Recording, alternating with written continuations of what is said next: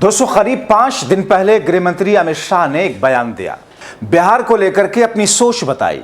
ये सोच बिहार में रहने वाले वैसे मित्रों को अच्छा नहीं लगा जो दिल्ली से लेकर मेट्रोपॉलिटन सिटी से रिटर्न आए, बिहार में अपनी प्रतिभा के दम पर कुछ करना चाहते हैं। साथ ही ये सोचते हैं कि बिहार में कुछ इस तरीके से विकास हो कि दूसरे राज्यों को जाने वाली ट्रेनें खाली रहें, खचाखच भीड़ ना हो। अब दोस्तों, मैं बिहार में रहने वाले अपने 5 मित्रों के हवाले से कहना चाहता हूं, अमित शाह ने न सिर्फ बीजेपी एनडीए के अन्य पार्टियों के लिए सियासी तौर पर गड्ढा खोद दिया, अमित शाह की ओर से दिया गया ये बयान आरएसएस चीफ मोहन भागवत की ओर से आरक्षण पर दिए गए बयान से भी एक्सट्रीम है। स्वागत है आप सभी का। आप देख रहे हैं द राजनीति का विशेष सेगमेंट खबर और विश्लेषण। मैं हूं जब्बार खान। दोस्तों, बीजेपी के सबसे बड़े रणनीतिकार अमित शाह का बयान अपने आप में हैरान करता है और इस बात को साबित करता है कि मोदी शाह की बीजेपी बिहार और बिहारियों के लिए क्या सोच रखती है। उनकी नजर में बिहार के वासी क्या हैं? दोस्तों, अमित शाह ने एक न्यूज़पेपर के समागम में जो कुछ कहा, खासकर बिहार के लोगों को जानना चाहिए। इस बयान को भी मैं आपको सुना नहीं सकता क्योंकि कॉपीराइट का इशू है, लेकिन अमित शाह ने जो कहा उसे आपको शब्दशः बताता हूं। अमित शाह ने कहा, बिहार के अंदर हम सभी जानते हैं कि भूमि की कमी है। कोई भी बड़ी इंडस्ट्री लाना है तो बिहार में भूमि मिलने में बड़ी दिक्कत आती है। इसलिए बिहार में इस प्रकार की इंडस्ट्री लानी चाहिए जिसमें भूमि की कम ज़रूरत हो। इसलिए हम बिहार को देश के एआई का हब बनाना चाहते हैं। क्षेत्रफल की दृष्टि से बिहार भारत का 13वां स्थान रखता है। 94,163 वर्ग किलोमीटर के भौगोलिक क्षेत्रफल के साथ भारत के कुल भौगोलिक क्षेत्रफल 2.86% हिस्सा है।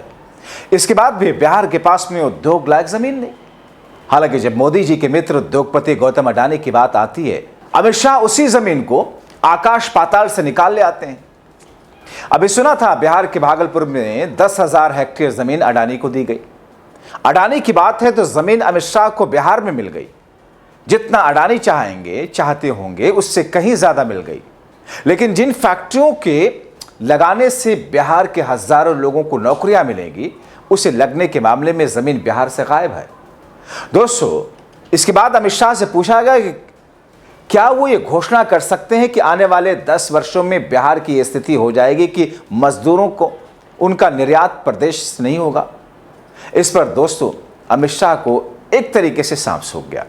सवाल सीधा पूछा गया था, 10 सालों में क्या बिहार मजदूर निर्यातक प्रदेश नहीं होगा? जवाब इस पर अमित शाह ने सीधा नहीं दिया। कह रहे हैं इसे अलग तरीके से देखना चाहिए। हम बिहार को सॉफ्टवेयर इंडस्ट्री का हब बनाना चाहते हैं। हमें इस इंडस्ट्री के अनुकूल युवाओं के लिए मौके बनाने होंगे, उन्हें तराशना होगा। इन विधाओं में शामिल शिक्षित मैन पावर बनाने का काम हम करेंगे। तो अमित शाह कह रहे हैं कि बिहार को एआई हम हब बनाएंगे। अब दोस्तों, आरजेडी ने अमित शाह और बीजेपी की सोच को कुछ इस तरीके से रिफाइन किया। अमित शाह ने कह दिया कि फैक्ट्री तो गुजरात में ही लगेगी और गरीब बिहार मजदूर सप्लायर राज बना रहेगा। गुजराती अमित शाह और नरेंद्र मोदी की निष्ठा तो गुजरात के प्रति ही रहेगी। बिहारी अचेत मुख्यमंत्री नीतीश को कुर्सी लोभ में अब कुछ दिखता कहां है। बिहार वासियों को बहलाने के लिए अमित शाह ने एआई का झुंझुना थमा दिया। लोभ से इसे बजाते रहिए।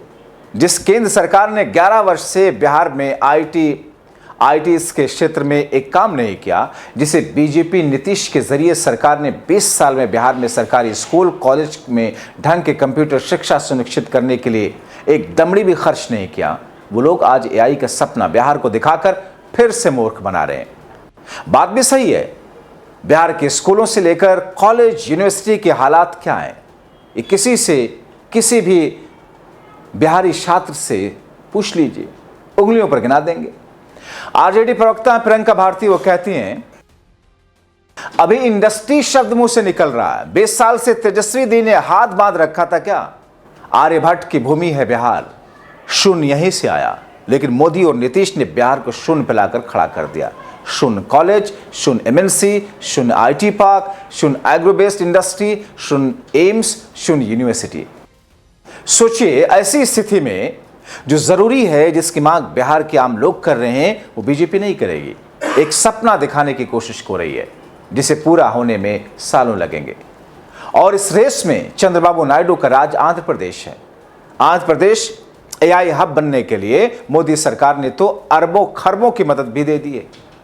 क्या बिहार को केंद्र सरकार की ओर से कोई ऐसी मदद मिली है? मुझे तो फिलहाल इस बात की जानकारी नहीं दिखाई देती।